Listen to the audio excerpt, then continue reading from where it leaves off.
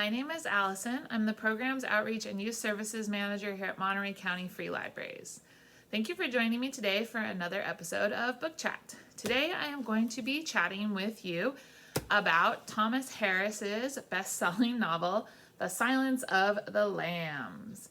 And a lot of you might be familiar with this because you've probably seen the movie, which is one of my absolute all-time favorite movies, and that's why I decided that I was interested in reading the book.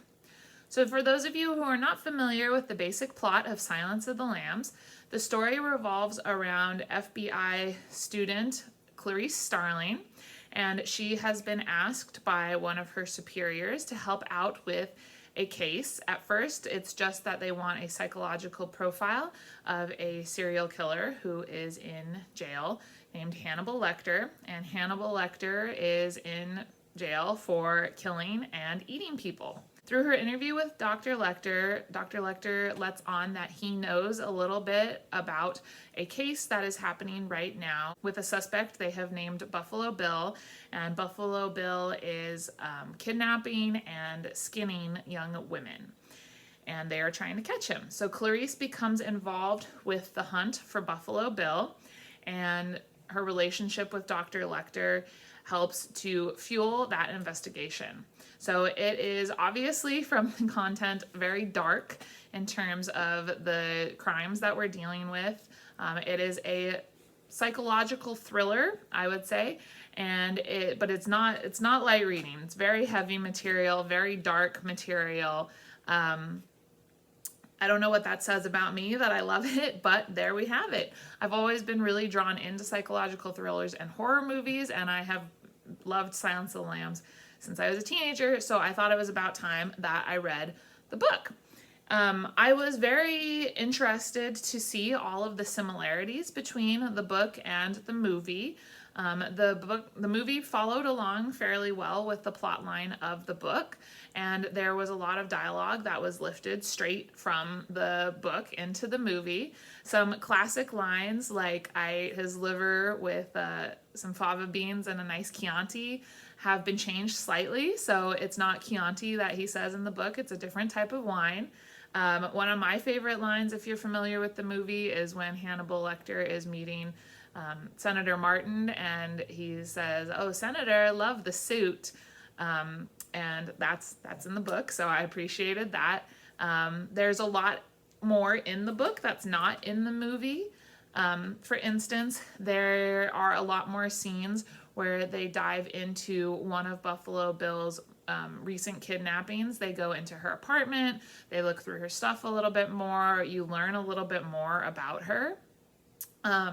One of the biggest changes that I thought was really interesting is the title, The Silence of the Lambs, comes from a story that Clarice tells Dr. Lecter about a traumatizing moment in her childhood, where in the movie she tells it that she tried to save a lamb from being slaughtered, and that she was woken one morning when she lived on this ranch to hear all of the lambs screaming as they were being slaughtered.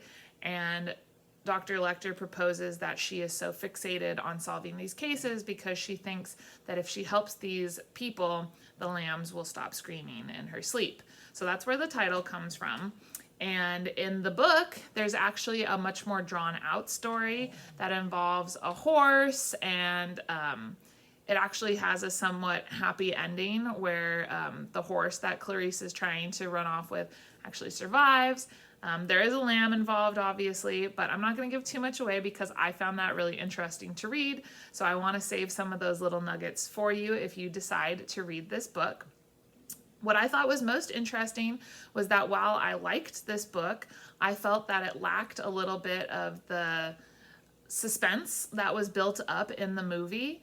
And I thought that this kind of read like a kind of normal crime thriller that you might find at the grocery store, and I don't mean that in a bad way, but I think that I personally think the movie's a little bit better than the book, and And that's rare. I usually think that the book is better than the movie, but maybe it's because I watched the movie so many times before I read the book. Two of the other things that were different between the movie and the book is you learn a lot more about Jack Crawford, who is Clarice Starling's superior, about his personal life, which I didn't feel added anything to the plotline, so I could see why they took that out of the movie.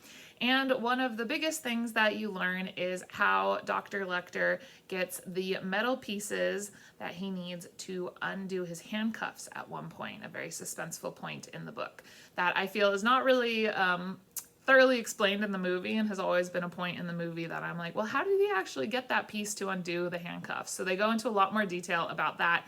It filled in some of the holes for me. One thing that is missing from the book is there is no direct quote about it puts the lotion on its skin or else it gets the hose again, which is one of those other classic dark lines from the movie. So it's just interesting for me to compare notes between the book and the movie. And I am going to next read Red Dragon, which is another Thomas Harris book focused on Hannibal Lecter, and also a movie that I really love starring Edward Norton. So I hope that if you are interested in psychological thrillers or the movie Silence of the Lambs, that you'll give the book a read. I think it's well worth it. It's a kind of long book. It's almost 400 pages. It's 365 pages, but it read really, really fast. And if you haven't seen the movie, I would recommend that you watch that as well and compare notes if that's something that you enjoy doing. Thank you so much for tuning in today for this episode of Book Chat, and I will see you next time. Goodbye, everyone.